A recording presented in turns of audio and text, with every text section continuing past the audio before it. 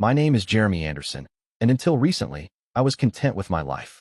I've been married to Beth for about 28 years. We're both 55 years old and have a granddaughter, Amber, who's married to Jim, a great guy. They've been married for 3 years and are expecting their first child. A bit of background. Beth and I met in college, dated while focusing on our degrees, and eventually realized we were truly compatible.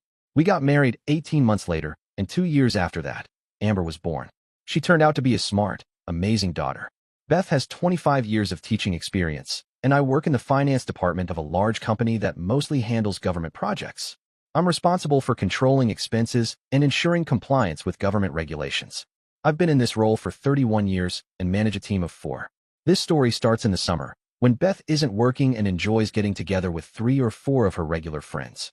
They often meet for dinner or just hang out at one of their homes.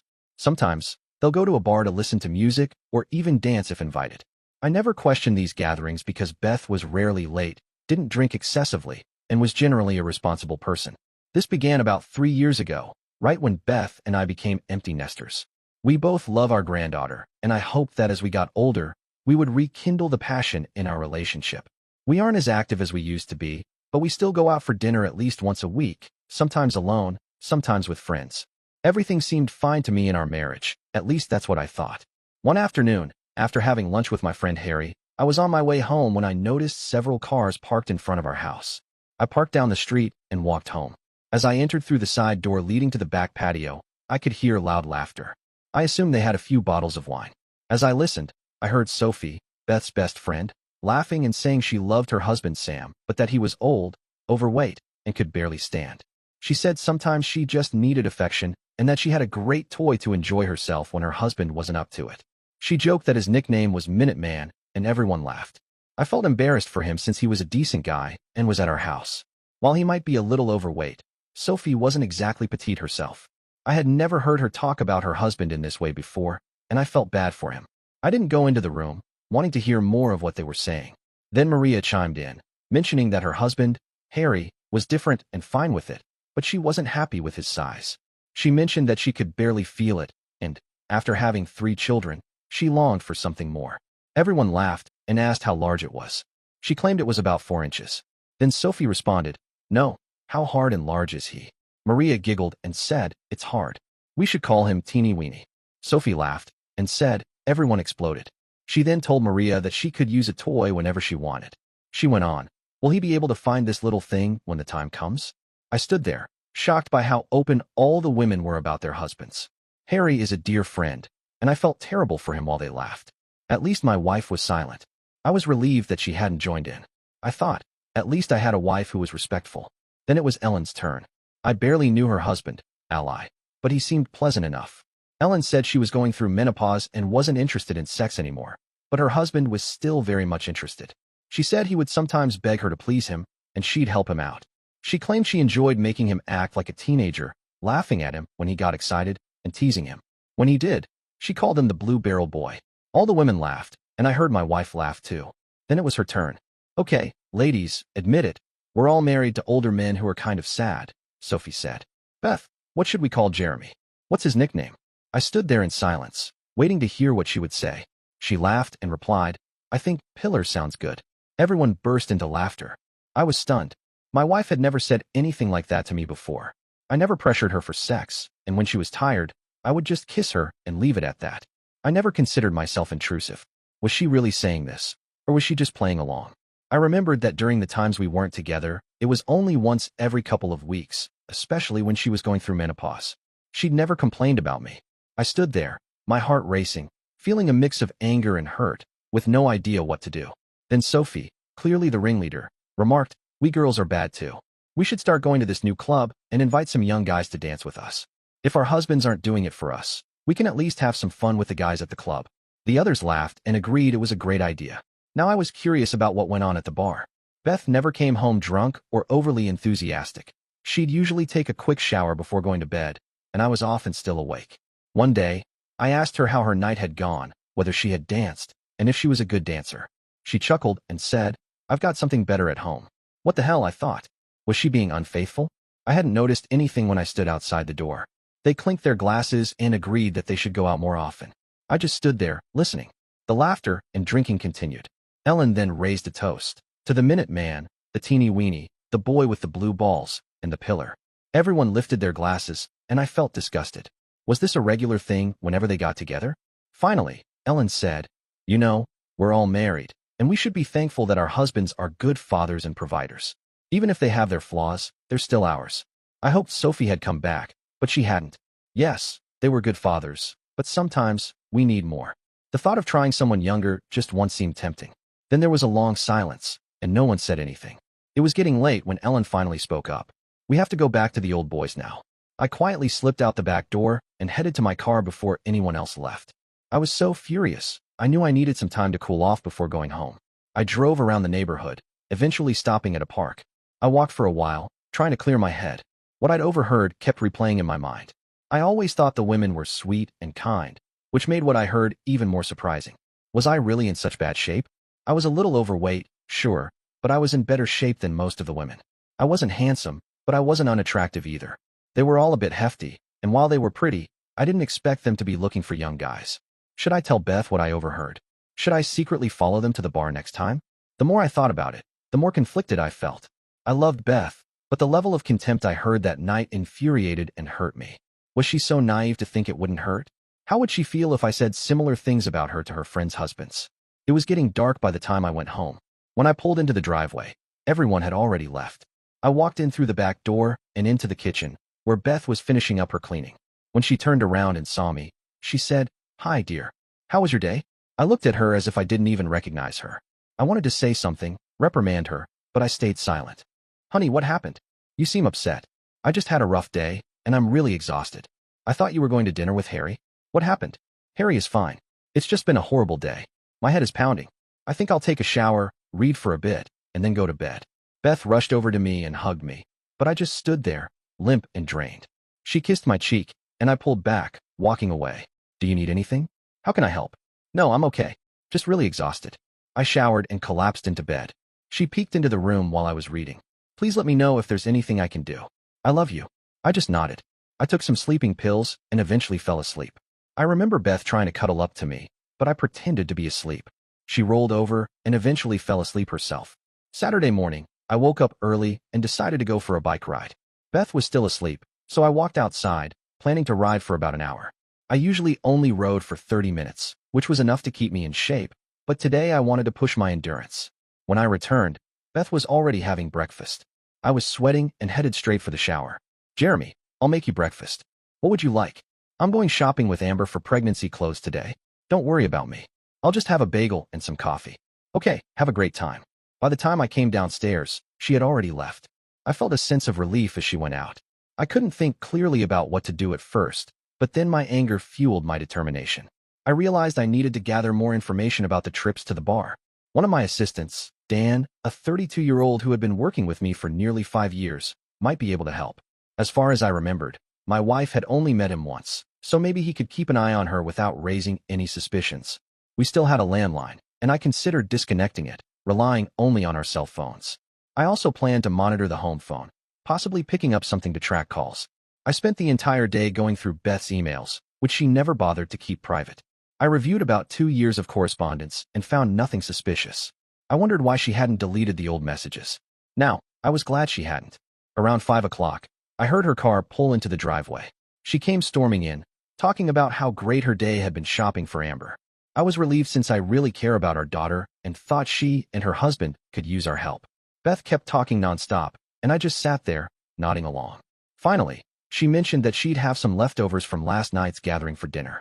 That brought me back to reality, and the anger I'd been holding back started to surface again. I tried to mask it, but she noticed that I was quiet during dinner. "Honey, what's bothering you?" she asked. "I'm fine. It's work. I just hope everything gets sorted out soon," I replied. She kissed me while I cleared the table. I knew Beth was a much better cook, but I at least knew how to clean up. She sipped her wine and sat at the table while I did the dishes. "Beth, are you happy?" I asked. "What does happy mean?" She responded, somewhat distant. "Certainly, I'm happy. How about you?"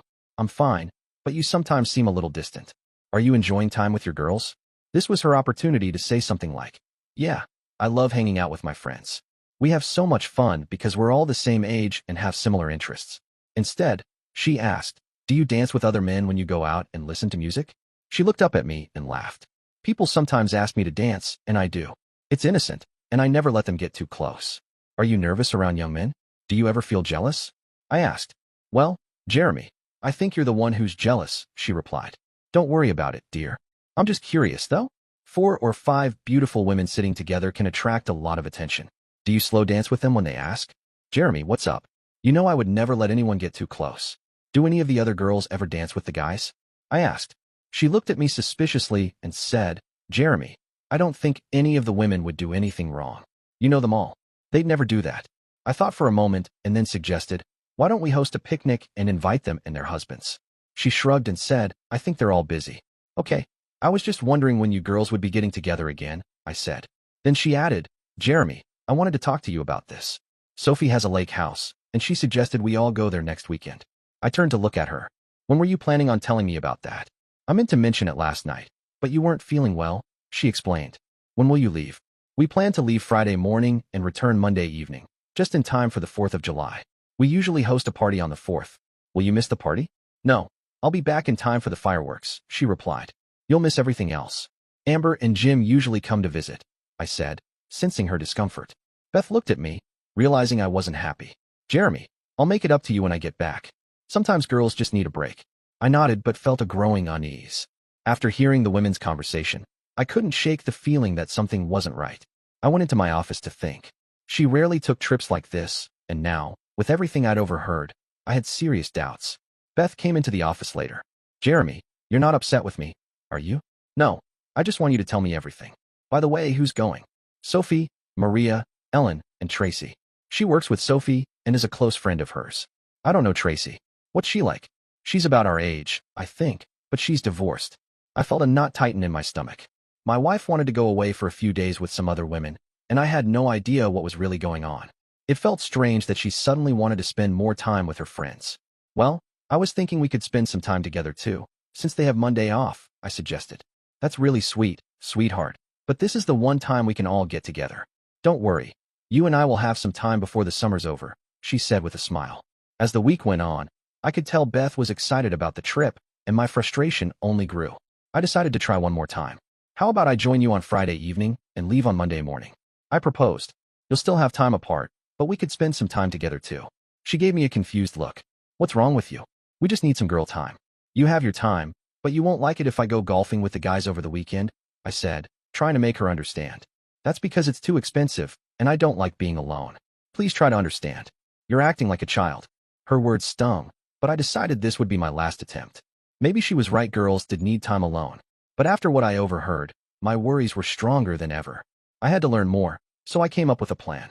While Beth was in the shower, I grabbed her phone and tried to open it, but it was locked. She'd never locked her phone before. I needed to figure out a way around this. Our phones were nearly identical, so I took hers to work and left mine at home. Dan, our IT guy, was the perfect person to help me. I asked him if he could get into her phone. He worked for hours, going through every possible password combination. Finally, he cracked it.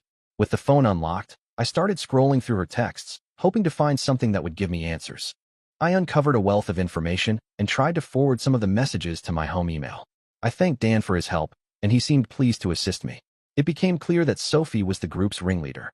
They would first head to her cabin and then visit some other guests, while Tracy was organizing the whole thing. The more I read, the angrier I became. My wife seemed genuinely excited about it. Only Maria seemed hesitant, worried that if the husbands found out, there would be trouble. Sophie quickly dismissed her concern, saying it would be fun and that if no one knew, there would be no harm. Beth, my wife, agreed without hesitation. Ellen expressed her excitement, saying she couldn't wait. I sifted through as many emails as I could. When I got home, Beth asked if I had accidentally taken her phone. I admitted I had, and she exploded. Why did you take my damn phone? It's private. Don't look at it. Damn you, Jeremy. She was furious. I looked at her as though she had lost her mind. I realized it was your phone, but since you had locked it recently, I couldn't read it. It's obvious you were hiding something intimate from me. What's going on, Beth? Nothing, Jeremy. I just don't like people snooping through my personal stuff, she snapped. Do you have something to hide? I asked. Of course not, she retorted. That night, I had a restless sleep. I decided to call my daughter Amber, as she always spoke with her mother. I asked her if her mom had mentioned the trip, and Amber confirmed that she had. She seemed happy about it and reassured me, saying everything was fine.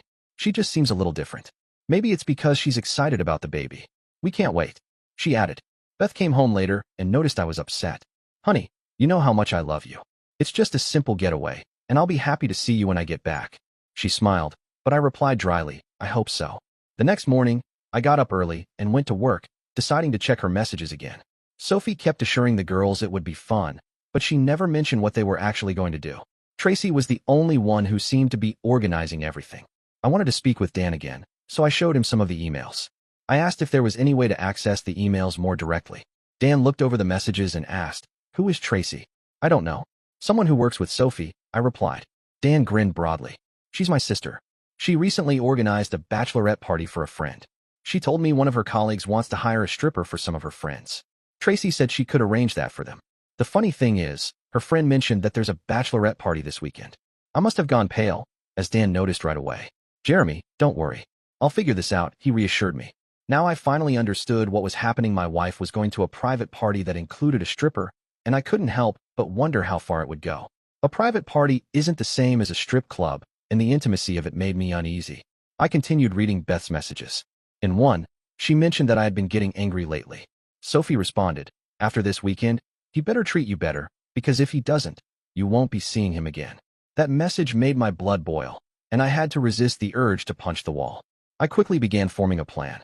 After lunch, Amber called and mentioned she had spoken to her mother. Beth had told her that she just needed to get away, and when Amber questioned why she'd miss our family's 4th of July celebration, Beth insisted it was important for her to spend time with her girlfriends and avoid stress. Amber also said she thought I seemed depressed and suggested her mom spend more time with me. Beth told her she needed the trip but promised to make it up to me when she returned. That Thursday, I decided to call the other husbands. I started with Harry and asked if he had noticed Maria acting differently. He said she seemed concerned but assumed it was just a mood and that she was still looking forward to the weekend. Later, Dan called me back after talking to his sister Tracy. She had already arranged for a stripper, the same one Sophie hired. I contacted the husbands again and invited them to meet up Friday night, without letting their wives know. Sam and Holly didn't know me well and initially declined, saying they just wanted a quiet night. But then I told them that something significant was happening, something that could impact their marriages. Eventually, everyone agreed to meet. I also suggested they try checking their wives' emails or messages, but most said they didn't have access to their phones. On Friday morning, I woke up at 5:30. Beth was still asleep, so I checked her suitcase. Nothing unusual stood out. I reviewed more of her messages. Sophie was eager to see what Tracy had planned, but Tracy was keeping it a secret from the others. Beth was scheduled to leave by 8 o'clock. Though the drive only took about 2 hours, they wanted to get there early and enjoy the day. I had taken the day off without telling Beth. While I was eating breakfast, I finally heard the shower running. Normally, I would have left by 8:30, but instead I left early and wrote her a note. Dear Beth, I hope you have a wonderful time with your friends. I know something's been bothering you, and I suspect it's because we've grown distant. I'm sorry I don't make you happy anymore. Still, I wish you would have stayed so we could try to reconnect.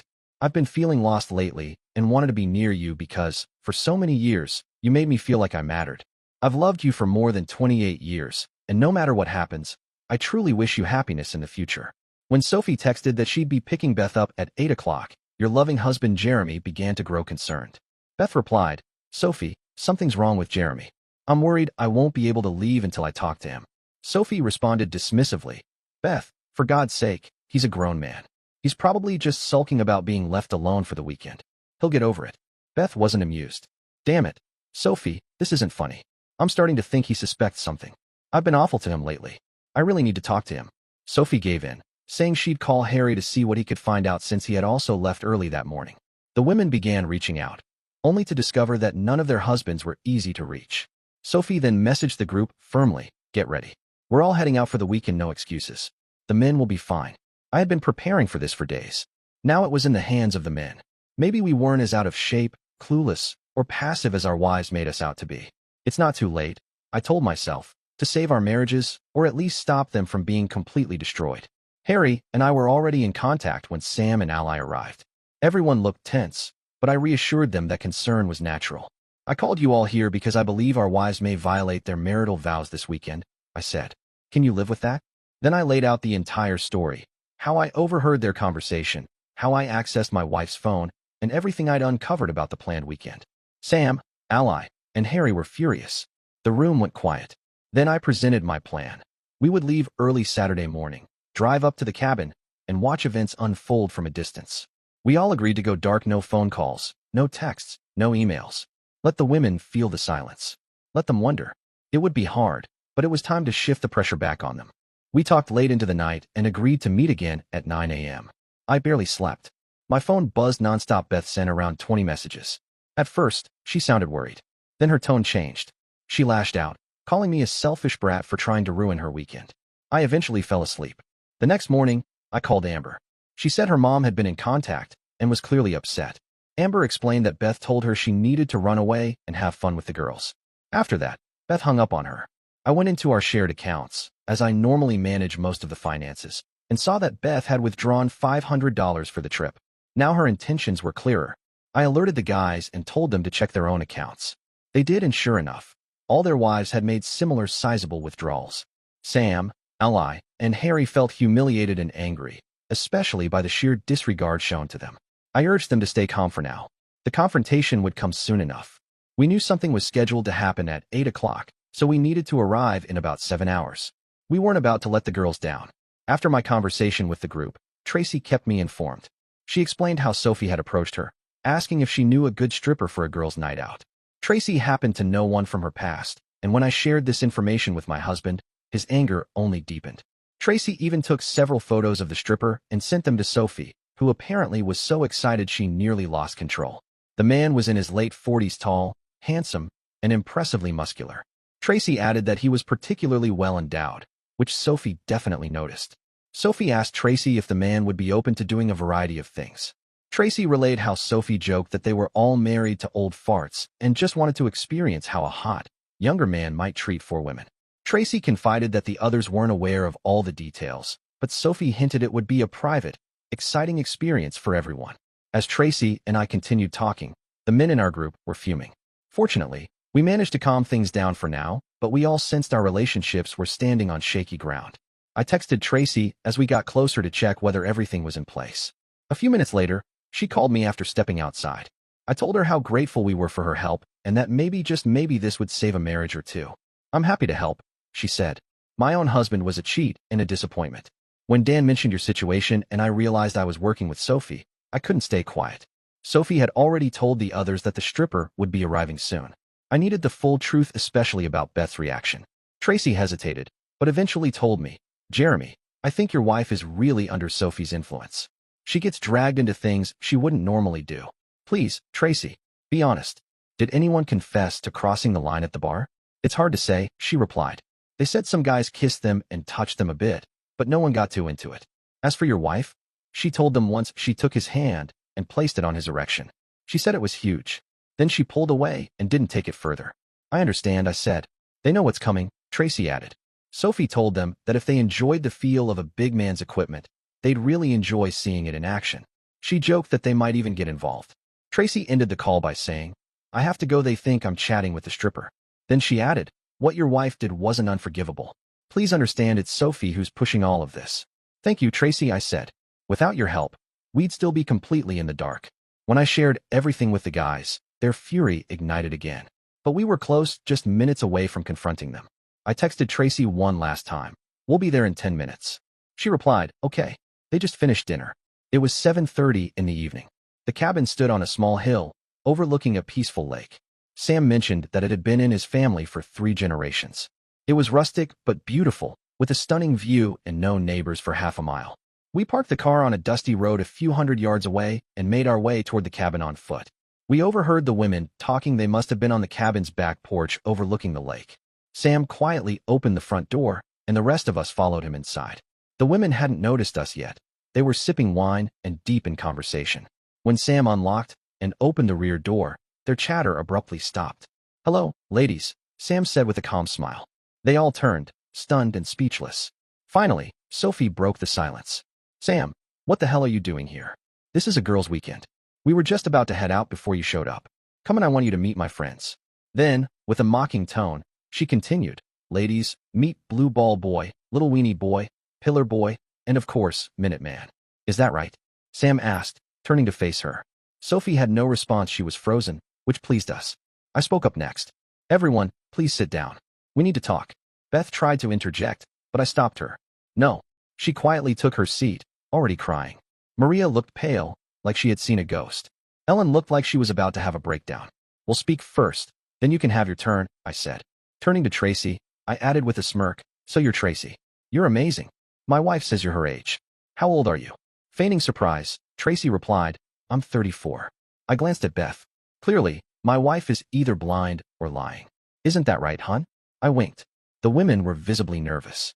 It was almost 7:50, right around the time they expected the stripper to arrive. Some checked their watches. Finally, Ellen tried to divert the tension. Why don't we all just go out for dinner? I laughed. Nice try, Ellen. But I think your entertainment should be arriving any minute now, you know? The guy with the oversized equipment you've all been so eager to see. Beth started sobbing harder. Maria was already in tears. Harry snapped. Maria, how could you? You've disgraced yourself and me in front of your friends. You talk about my size. Fine, I'll get you a baseball bat, maybe that'll keep you satisfied. Then Ally spoke to Ellen. I've loved you for years, Ellen. But now all I see is betrayal.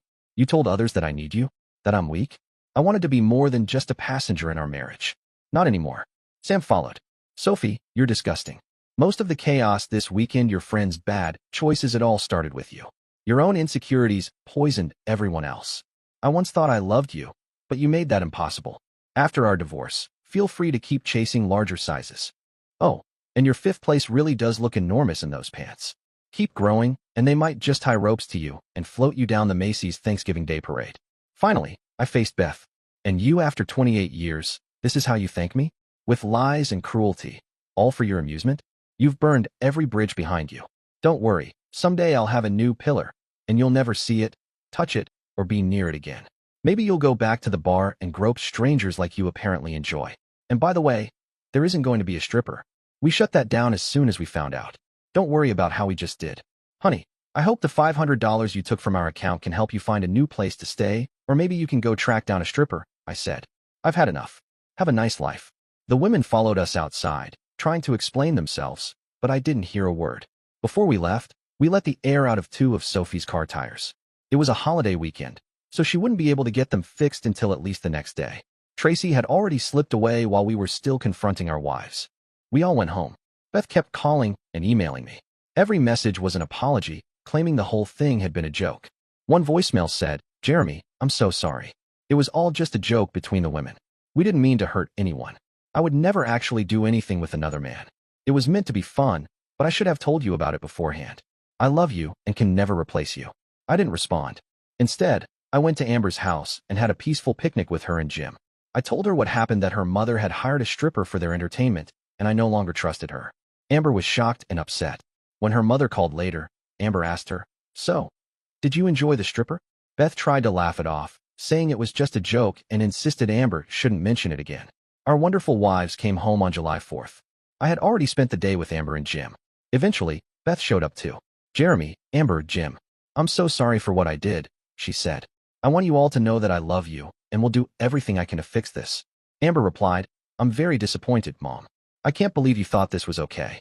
I haven't seen a stripper since college. Jim raised an eyebrow. Oh really? I didn't know that about you. Amber quickly responded, Jim, that was way before I met you. I was a college kid back then, not an older woman like my mom. Beth broke down crying and left. Later that night, after the fireworks, I returned home. Beth had already gone to bed, apparently exhausted. That was fine with me. I moved my clothes into Amber's old room. The next morning, I got up early for work and left without a word. Beth eventually came out of the room. At the office, a coworker asked, How did everything go? It was rough, I said, but at least we stopped it from getting worse. Do you think your marriage can be saved? They asked. I hope so, I admitted. I still love her, but I'm not sure. That evening, Beth messaged me asking when I'd be home and said she wanted to make dinner. We really need to talk, she added. When I got home, the whole place smelled wonderful. Beth approached me gently and said, I missed you. I'm sorry for everything. Can we talk after dinner? Dinner was quiet, but the food was excellent. I've always loved her cooking. After we finished, she asked if she could bring dessert and wine into the living room. I thought to myself, she's going all in with the full court press.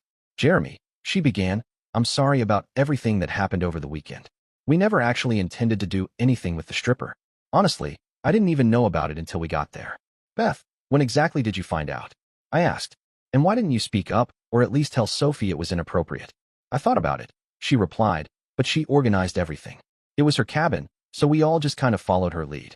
I pressed further. Tell me about those times you went to the bar. How many guys have you groped? And how many have groped you? I wasn't groped, and I didn't touch anyone, she insisted. Nothing like that happened. Well, one of your friends said a guy put your hand on his erection and that you commented on how big he was. That's not true, she said quickly.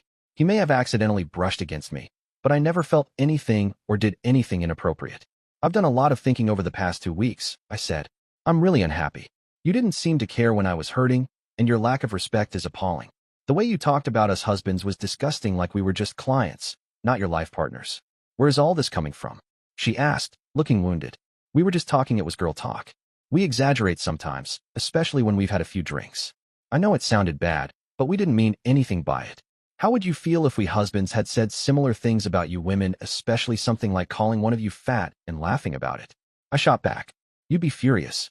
What you did was unacceptable and deeply disrespectful. She lowered her head. I'm sorry, Jeremy. You're right. It was wrong. We should never have done any of it. I honestly don't know why Sophie pushed for this weekend the way she did. I do, I said. She doesn't respect her husband, and she convinced the rest of you to follow her lead. That's not true, Beth pleaded. I've never loved anyone more than I love you. Please, I promise I'll make it up to you. You're everything to me. We'll see, I said, but it's going to take proof. I moved all my stuff into Amber's old room. It's still pretty comfortable. She looked hurt. You're saying our marriage is over? No, I said, but I want you to see a psychologist. And no, I'm not talking about a pillow. I need to know you're really working on this. I didn't think our marriage was that bad, she said softly. I didn't realize how unhappy you were. I love you, Jeremy. I never meant to disrespect you or make you feel disgusting. You're not. I just took you for granted. That was my mistake. I don't think I need therapy, she added, hesitating. Let me put it this way, I replied. You let Sophie dictate your behavior, and I'm seriously concerned about her influence on all of you. That's why I think counseling is necessary. She looked shocked, but eventually agreed. I could tell she didn't fully agree with the idea, but she was willing. I told her I'd go with her if it helped, but she'd need to take the lead and find someone qualified. On a lighter note, all of us husbands agreed the women were right about one thing: we could stand to get in better shape. We committed ourselves to the gym and focused relentlessly on self-improvement. I grew stronger, both physically and mentally, and started feeling better overall. My daughter even remarked that I looked handsome, though that kind of thing doesn't usually matter much to a 56-year-old man. Still, it meant something. Here's where things stand now. 2 marriages are going through counseling, and 1 is nearly over. Sophie and Sam are headed for divorce. She moved out and went to live with her sister in another state. Sam was a bit down at first, but has started dating again. No one seems to miss Sophie. Ellen and Ally are in therapy and working to rebuild what they had before everything unraveled. Ellen is much more attentive to her husband now, while Ally has grown more confident and assertive. He's determined not to be seen as submissive again. I think they have a real shot at making it work. Maria and Harry? Well, Maria was the only one who genuinely believed what they were about to do was wrong. She now makes a point to express how much Harry means to her and loves telling people he's the best lover since Casanova. Harry seems to have bounced back from the humiliation just fine. As for me, Beth and I still share the same house, and technically we're still married. She's continuing her counseling. Meanwhile, I've found a new joy in my life, my beautiful granddaughter Brittany. Beth appears remorseful at times, though it's hard to know for sure. Our daughter Amber is encouraging me to give her mother a second chance. Beth and I have started becoming intimate again. It's okay, but I still long to feel the passion that once was there. She tells me she needs me and that she truly loves me, but only time will tell. I'm beginning to feel more confident in myself, and a few women at the gym have even shown some interest after hearing my story. For now, I'll just wait and see where life takes me next. Dear listeners, please share your thoughts in the comments section below, and don't forget to like, share, and subscribe.